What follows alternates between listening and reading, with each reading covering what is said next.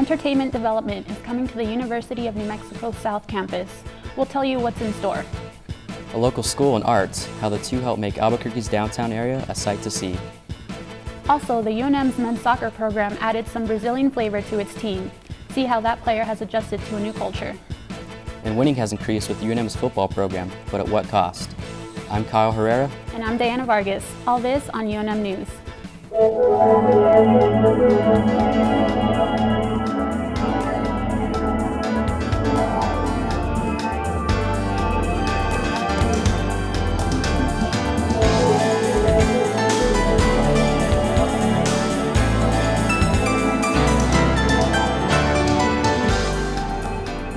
In a city without any established professional sports franchises, UNM athletics reigns supreme, and it's a unifying factor for sports fans in Albuquerque.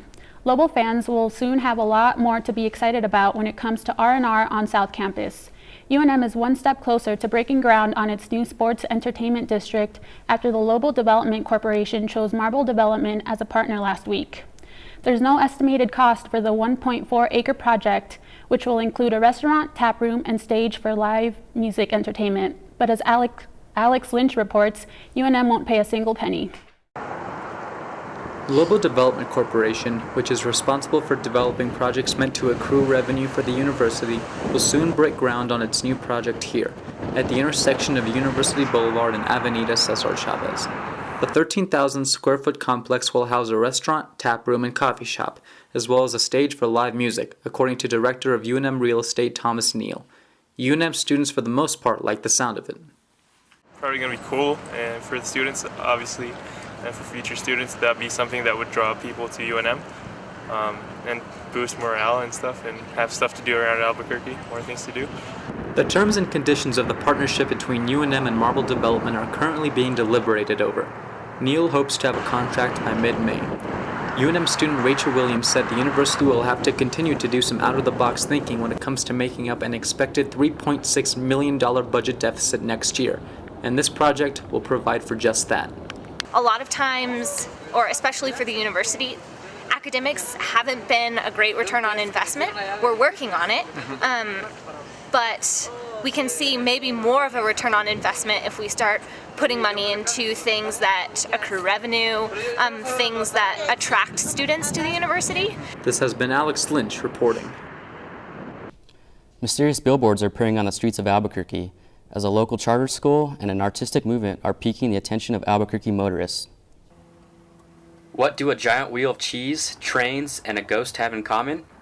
You may have seen them above the streets of Albuquerque. Billboards with no advertisements, just photos. Yeah, I think it's real nice that these students here are bringing some provocative public art to our neighborhood.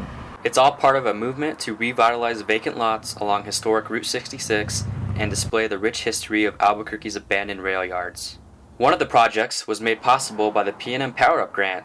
The grant awards those who submit innovative and creative proposals for projects to build vibrant communities throughout New Mexico. Media Arts Collaborative Charter School was one of a handful of New Mexico nonprofits to be awarded a grant, totaling $15,000. Media Arts principal Glenn Avoit made it a priority to bring life back to a vacant lot just outside of the school. I found this grant, and it was for community space development, and to make something that would be a benefit to a community. And so with this empty lot that's been here for the last probably 10 years or so, it seemed like a really good fit. This particular student piece, displayed on Central, won a state competition just a few years ago. Photograph that one of our students took that also won for Future Voices of New Mexico probably 4 years ago. It's called Open Arms. However, the school isn't just showcasing students' art. The grant money is also being used to create a community park in this vacant lot on Adams Street with student-driven planning and implementation. I put together an ad hoc committee based on consisting of our neighbors and parents and students, and we designed an open space to include a walking path, an activity field, a performance stage, a skateboard area, and some benches. and also a community garden. But the charter school is not alone in the effort to enhance areas of the city. Head west, and more unique billboards can be spotted. On Lead, a toy train is rumbling through a tunneled wheel of cheese, and on Avenida Cesar Chavez, a billboard takes Pequeños back to its locomotive heyday. These are attributed to the Steam Song Project, a 2-year creative vision developed by artist Hans Winkler to showcase the historical significance of the Albuquerque rail yards. Albuquerque resident Brett Muckler lives near the billboards and appreciates the unique appeal of the art. Like, this is art that hundreds or thousands of people are going to see, and they're just going about their daily lives, and they're struck by an image that would have been just some like old like ruined billboard, and instead we've got like this interesting, mysterious image. Who knows, maybe these ghosts can bring new life to the forgotten, abandoned areas of Albuquerque. It's awesome how passionate the media art students are about their work, and it's great what they're doing for areas of the city. Men's soccer is one of the most successful athletic programs at the University of New Mexico. But as players leave, coaches don't get to kick back and rest on their laurels. They have to recruit new talent to maintain a high-achieving program. Isabel Gonzalez introduces us to the Lobos' newest player. Meet Yuri Domiciano, a 6-foot-tall defender from Belo Horizonte, Brazil, and the latest addition to the UNM men's soccer team. Domiciano joined the Lobos this spring after transferring from Iowa Western. He's only been at UNM for 3 months, but the soccer scene is nothing new for him. Soccer is kind of a religion in Brazil, so when you grow up, when you begin to walk, that's when you get your first gift. That is a ball, so that's when you begin to play and live the soccer as a passion, as a love in your life. In 2014, Domiciano was named a junior college All-American. He helped Iowa State advance to the national semifinals by holding opponents to just 0.45 goals per game. Still, the Brazilian native admits that coming to UNM was a bit intimidating. Because I knew it was going to be a challenge, because I stayed 2 years in a junior college, and coming to a Division I school is a big step, so I knew it was going to be very different, and I was, a little bit nervous because of the challenge, but it's been great so far. With a new language and a whole new culture, coming to the United States 2 years ago was not an easy thing for Domiciano. However, he says he now feels like he has a new family with the Lobos.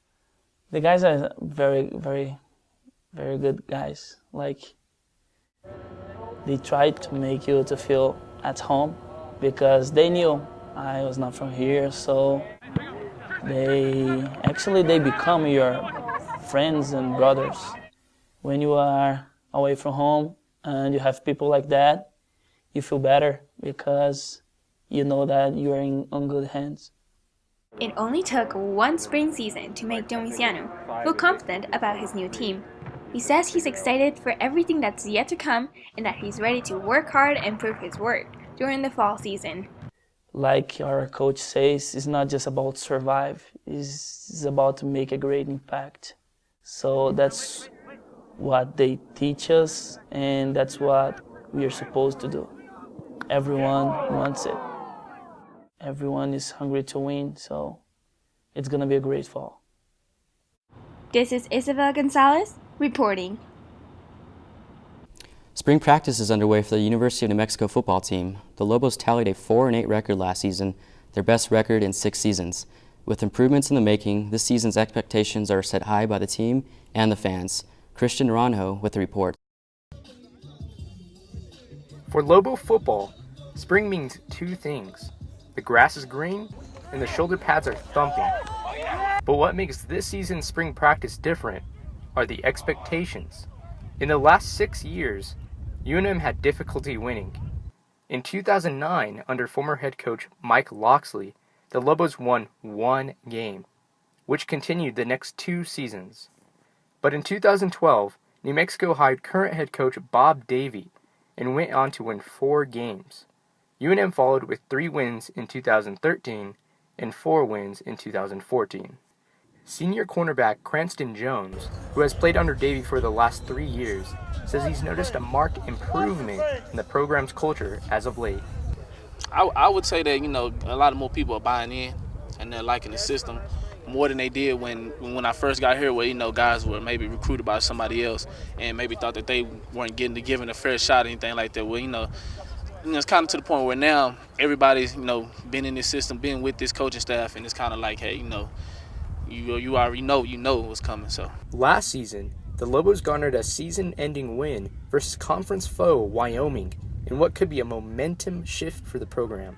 While UNM football has improved, fan support has not. Going back to 2009 again, average attendance peaked at almost 27,000. Poor seasons led to around 20,000 fans in 2010 and 2011. After the hiring of Davie, attendance improved to more than 22,000 in 2012 and over 23,500 in 2013. But last season, the average dipped again to under 22,000. Despite the decreased attendance, the university has increased ticket prices by 5%. Bob Brown, the host of afternoon sports talk show The Locker Room on ESPN Radio 1017 The Team, says fans' expectations have risen with the new seating costs and the team's performance as of late. So by raising ticket prices, the athletic director, Paul Krebs, said, hey, we're raising the ticket prices because Bob Davie's been 3 years into this now. We expect him to be competitive, we expect him to be improved, and we expect him to be bidding for a bowl game this year. So that would mean at least 6 wins.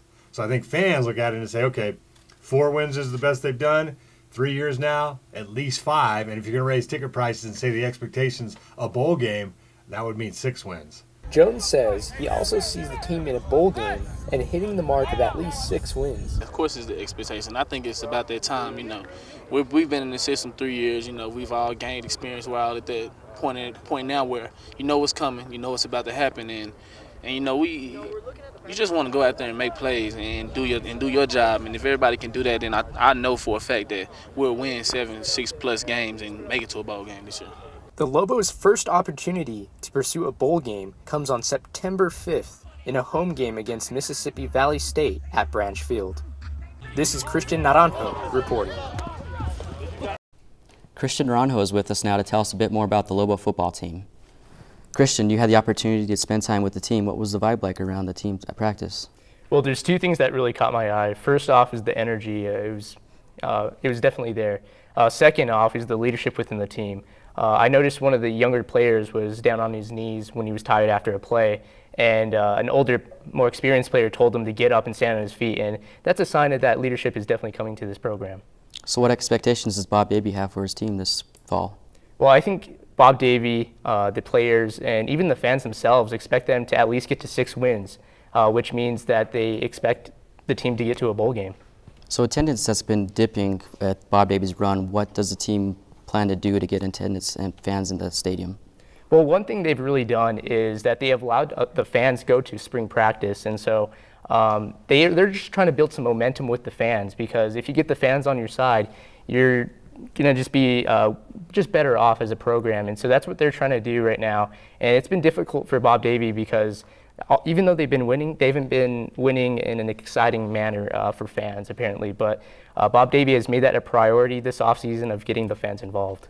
Okay, well, thank you for joining us, Christian. Thanks, Kyle. Football season seems so far away. I'm really excited for football, aren't you, Diana? I am. That's good to hear. Well, that's all for UNM News today. I'm Kyle Herrera. And I'm Diana Vargas. Stay classy, Albuquerque.